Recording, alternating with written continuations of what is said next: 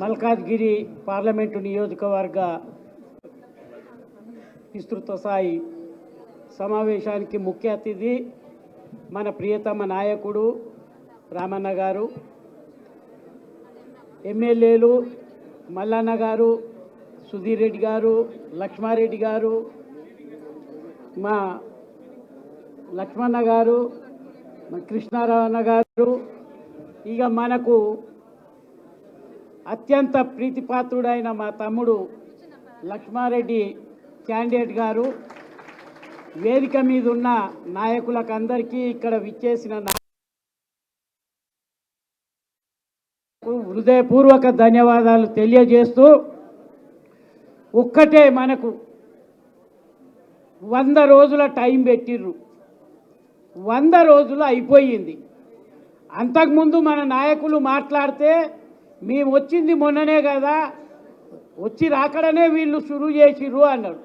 100 రోజులు అయిపోయింది. ఆడపిల్లలకు 2500 ఇచ్చిండా, పెన్షన్ 4000 కాదు 2000 కూడా వస్తలేదు. ఎన్ని అటు రైతులకు రైతు బంధు అయింది.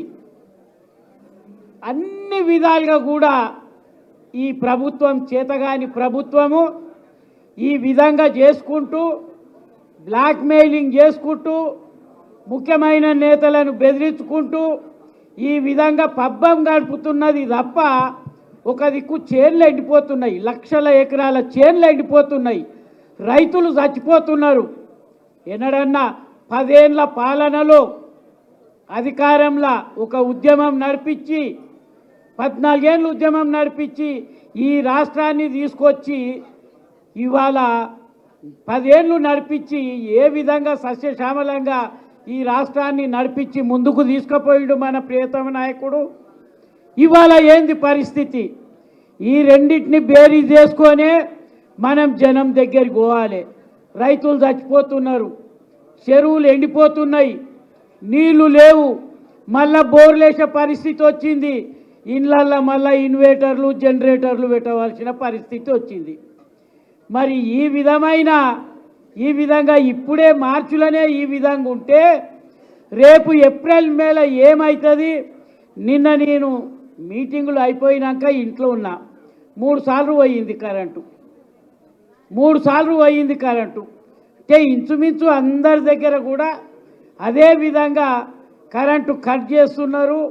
ఇది వాళ్ళతోని అయితలేదు కనుక ఒక్కటే మనవి చేసేది, వీళ్ళు చెందిన వైఫల్యాలను మనం జనంలకు తీసుకపోతే తప్పకుండా మనం భారీ మెజార్టీతో గెలుస్తాం.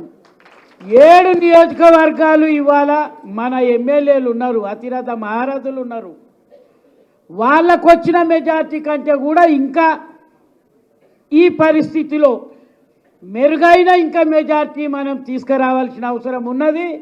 జనం తప్పకుండా కూడా మెరుగైన మెజార్టీ మనకి ఇస్తారని చెప్పి ఆశిస్తున్నాం. ఒక మంచి క్యాండిడేట్ను మనకు ఇచ్చినందుకు అటు మా పెద్దన్నకు ఇటు రామన్నకు హృదయపూర్వక ధన్యవాదాలు తెలియజేస్తున్నాం.